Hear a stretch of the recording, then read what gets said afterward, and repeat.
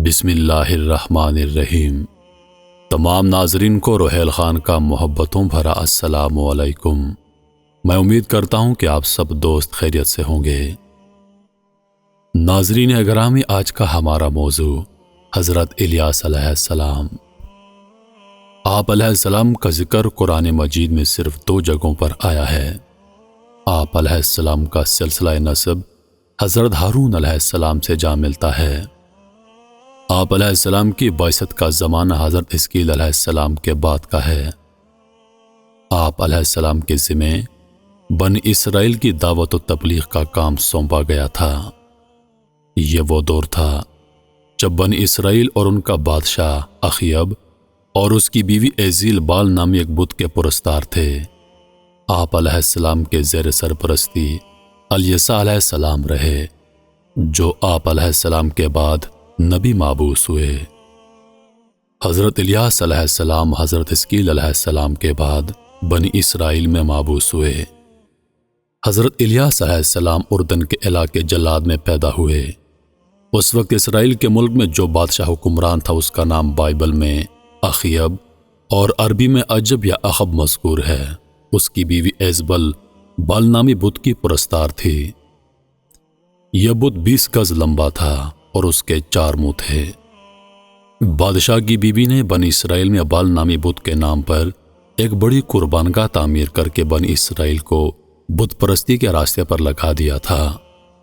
حضرت الیاس علیہ السلام کو اللہ تعالیٰ کی طرف سے حکم ہوا کہ وہ اس خطے میں جا کر توحید کی تعلیم دیں اور بنی اسرائیلیوں کو بت پرستی سے روکیں۔ دوسرے انبیاء کرام علیہ السلام کی طرح حضرت الیاس علیہ السلام کو بھی اپنی قوم کے ساتھ شدید مشکلات سے دوچار ہونا پڑا۔ قرآن مجید نے صرف اتنی بات بتائی ہے جو عبرت حاصل کرنے کے لیے ضروری تھی کہ ان کی قوم نے ان کو جھٹلایا اور چند مخلص بندوں کے سوا کسی نے بھی حضرت الیاس علیہ السلام کی بات نہ مانی۔ جیسا کہ قرآن پاک میں اللہ تعالیٰ ارشاد فرماتا ہے، بے شک الیاس بھی پیغمبروں میں سے تھے۔ جب انہوں نے اپنی قوم سے کہا، کیا تم اللہ سے نہیں ڈرتے؟ کیا تم بال نامی بت کو پوجتے ہو اور اس کو چھوڑ بیٹھے ہو جو سب سے بہتر پیدا کرنے والا ہے؟ وہ معبود تمہارا اور تمہارے اگلے باپ دادوں کا بھی ہے۔ پس انہوں نے اس کی تکذیب کی۔ یقیناً وہ گرفتار کر کے حاضر کیا جائیں گے، مگر ہاں جو اللہ کے چیدہ برگزیدہ بندے تھے، اور ہم نے پیچھے آنے والوں کو الیاس کے لیے یہ بات رہنے دی کہ الیاس پر سلام ہو۔ بے شک اللہ نیکوکاروں کو ایسا ہی صلہ دیا کرتے ہیں۔ اس میں کچھ شک نہیں کہ الیاس ہمارے ایماندار بندوں میں سے تھا۔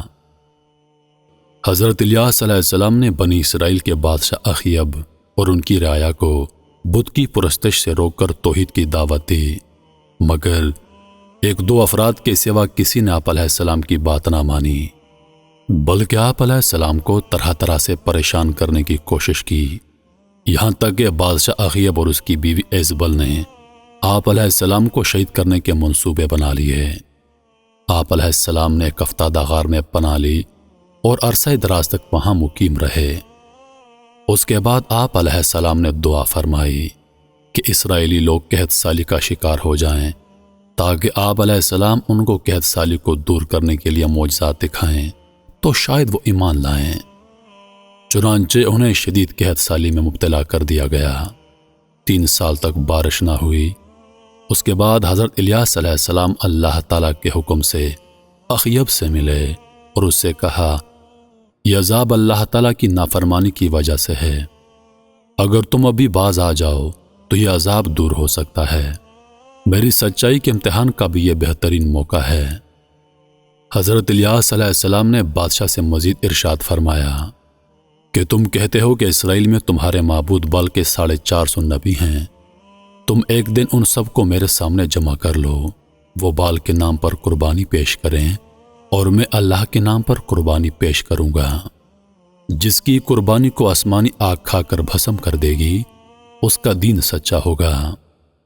اس تجویز کو سب نے بخوشی مان لیا۔ چنانچہ کوہ کرمل کے مقام پر یہ اجتماع ہوا۔ بال کے جھوٹے نبیوں نے اپنی قربانیاں پیش کیں اور صبح سے دوپہر تک بال سے التجائیں کرتے رہے، مگر کوئی جواب نہ آیا۔ اس کے بعد حضرت الیاس علیہ السلام نے اپنی قربانی پیش کی۔ اس پر آسمان سے آگ نازل ہوئی اور اس نے آپ علیہ السلام کی قربانی کو بھسم کر دیا۔ یہ دیکھ کر بہت سے لوگ سجدے میں گر گئے اور ان پر حق واضح ہو گیا، لیکن بال کے جھوٹے نبی اب بھی نہ مانے۔ اس واقعے کے بعد موسلادھار بارش ہوئی اور وہ خطہ پانی سے نہال ہو گیا، لیکن اخیب بادشاہ کی بیوی ایزبل کی آنکھ ابھی نہ کھلی اور آپ علیہ السلام پر ایمان لانے کے بجائے آپ علیہ السلام کی دشمن ہو گئی اور آپ کو قتل کرانے کی تیاریاں شروع کر دیں۔ یہ سن کر حضرت الیاس علیہ السلام سامریہ شہر سے روپوش ہو گئے اور کچھ عرصے کے بعد بنی اسرائیل کے دوسرے ملک یہودیہ میں تبلیغ کرنا شروع کر دی، کیونکہ رفتہ رفتہ بت پرستی وہاں بھی پھیل چکی تھی۔ وہاں کے بادشاہ یہودام نے بھی آپ علیہ السلام کی بات نہ مانی، یہاں تک کہ وہ حضرت الیاس علیہ السلام کی پیشن گوئی کے مطابق تباہ و برباد ہو گیا۔ چند سال بعد آپ علیہ السلام دوبارہ اسرائیل میں تشریف لائے اور دوبارہ بادشاہ اخیب اور اس کے بیٹے اخزیاہ کو راہ راست پر لانے کی کوشش کی، مگر وہ بدستور اپنی سرکشی پر قائم رہے، یہاں تک کہ ان کو بیرونی حملوں اور مہلک بیماریوں کا شکار بنایا گیا۔ اس کے بعد اللہ تعالیٰ نے اپنے نبی کو واپس بلا لیا۔ شیطان بال بت میں بیٹھ گیا تھا اور اس کے نبی باہر بات کرتے تو شیطان اندر سے جواب دیتا کہ تمہارا خدا یہ کہتا ہے، پھر بادشاہ اور تابعین اس کے موافق عمل کرتے۔ بنی اسرائیل جو حضرت یوشع بن نون علیہ السلام کے زمانے سے اسی شہر میں رہتے تھے، وہ بھی اس بت کے پجاری ہو گئے۔ حضرت الیاس علیہ السلام ایک پہاڑی میں 7 سال تک چھپے رہے اور سوائے گھاس وغیرہ کے کچھ خورد و نوش نہ تھا۔ بادشاہ نے بڑی تلاش کی، لیکن کسی طرح بھی حضرت الیاس علیہ السلام نہ ملے۔ پھر بادشاہ کا بیٹا سخت بیمار ہو گیا، تمام حکیم عاجز رہ گئے، بال بت کی بھی بڑی پرستش کی لیکن کچھ نہ بنا۔ بال کے نبیوں نے کہا کہ تیرے سے بال بت ناراض ہو گیا ہے، کیونکہ تو نے حضرت الیاس علیہ السلام کو قتل نہیں کیا۔ پھر بادشاہ نے 400 آدمی حضرت الیاس علیہ السلام کی تلاش میں بھیجے، ہر جگہ ہر غار میں آواز دیتے اور کہتے، اے الیاس علیہ السلام سامنے آ جائیے، ہم ایمان لے آئے ہیں، اور بادشاہ بھی آپ پر ایمان لے آیا ہے۔ حضرت الیاس علیہ السلام نے ظاہر ہونا چاہا، لیکن اللہ تعالیٰ نے روک دیا کہ یہ منافقانہ چال ہے۔ تب حضرت الیاس علیہ السلام نے دعا کی کہ یا اللہ، اگر یہ لوگ سچے ہیں تو مجھے تو ان پر ظاہر کر، اور اگر جھوٹے ہیں تو ان پر آگ برسا دے۔ چنانچہ آسمان کی طرف سے آگ آئی اور وہ سب جل گئے۔ جب بادشاہ کو خبر ملی تو 50 آدمی اور بھیجے اور ان کے ساتھ بھی وہی معاملہ ہوا۔ پھر بادشاہ کو شدید غصہ آیا، لیکن بیٹے کی سخت بیماری کی وجہ سے نہیں جا سکا۔ آخر بادشاہ نے ایک مومن آدمی کو ایک بہت بڑا لشکر دے کر بھیجا۔ اس مومن نے حضرت الیاس علیہ السلام کو آواز دی تو حضرت الیاس علیہ السلام اس کے شہر میں آئے، لیکن اس وقت بادشاہ کا بیٹا شدید بیماری کی وجہ سے ہلاک ہو گیا۔ بادشاہ اسی غم میں تھا کہ حضرت الیاس علیہ السلام پھر چلے گئے۔ بادشاہ نے لشکر کے کمانڈر سے حضرت الیاس علیہ السلام کے بارے میں دریافت کیا۔ اس مومن نے کہا، میں بھی آپ کے لڑکے کے غم میں مبتلا تھا، مجھے نہیں پتا کہ وہ کہاں چلے گئے۔ بڑی مصیبتیں گزارنے کے بعد حضرت الیاس علیہ السلام ایک عورت کے گھر رہے۔ اس کا جوان بیٹا بیمار تھا۔ حضرت الیاس علیہ السلام نے دعا کی تو وہ ٹھیک ہو گیا۔ حضرت الیسا علیہ السلام آپ علیہ السلام کے بعد نبی ہوئے تھے۔ آپ علیہ السلام نے اخیب بادشاہ اور اس کی بیوی اور اس کے پیروکاروں کو بڑے بڑے معجزات دکھائے، لیکن وہ آپ پر ایمان نہ لائے۔